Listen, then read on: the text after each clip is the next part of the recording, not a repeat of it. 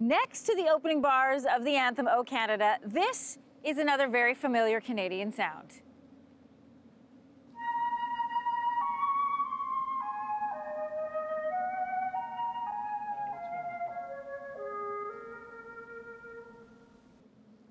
Do you remember that? 50 years ago, Hinterland Who's Who brought native Canadian wildlife into your living rooms.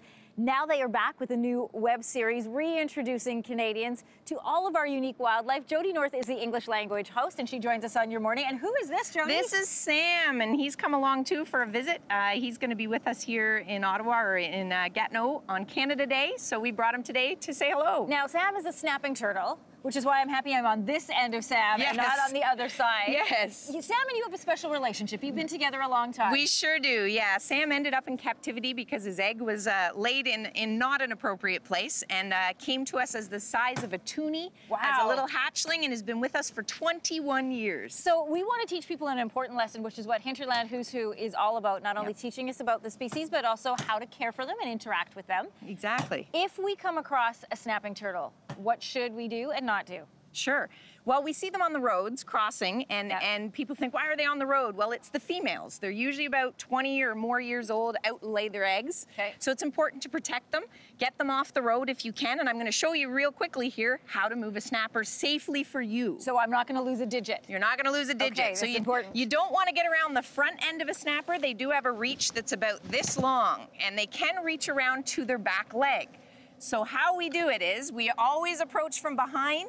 We grab them by the base of the tail right here and hold on good and tight. Like a tiger by the tail, but a turtle by the tail. They don't love it. And then this hand goes right between the back legs like this. So you're supporting his belly underneath, but you've still got control of him and he can't reach you to bite you. Okay, you promise me? Because I'm going to try. You're going to give it a try? I am. All right, we'll send him back down. Okay, so. And grab him by the tail, like you mean it. Oh, goodness, it's strong. And right under his belly. Just like that. Oh, he's heavy. How much does he weigh? Over 20 pounds. So and they do get a lot bigger than this. They can be up to 40 pounds. So when they get huge, this gets a lot more challenging. All right, we're going to let Sam take a little stroll around here at the museum because we want to introduce you to Caddyshack. Guess what Caddyshack is?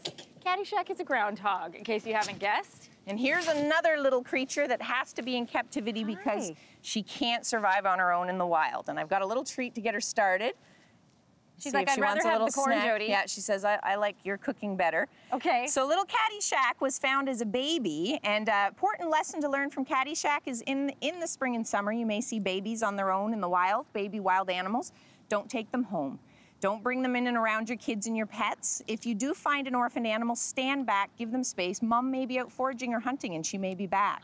In the case of Caddyshack, a family did pick Caddyshack up, take Caddy home. Got her a little too used to people. She then went to rehab, wildlife rehab, to become a wild groundhog. Yeah, but there were no like other. The reverse of rehab for adults. Exactly. Got it. Okay. Yes, to turn them back wild.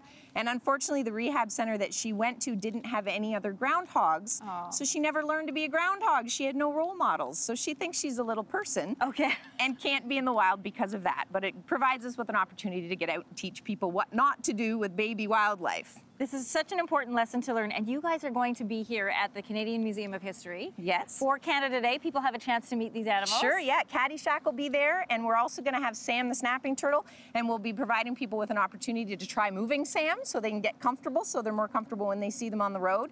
Just providing lots of facts that the Canadian Wildlife Federation and Canadian Wildlife Service. Oh, she loves that corn. Will be having us here for the whole day on Sunday. Hey, to Sam and to Caddyshack and Jodie, to yourself too, thanks so much for coming on Your Morning. Caddyshack and I are going to take a little coffee break and we'll be right back.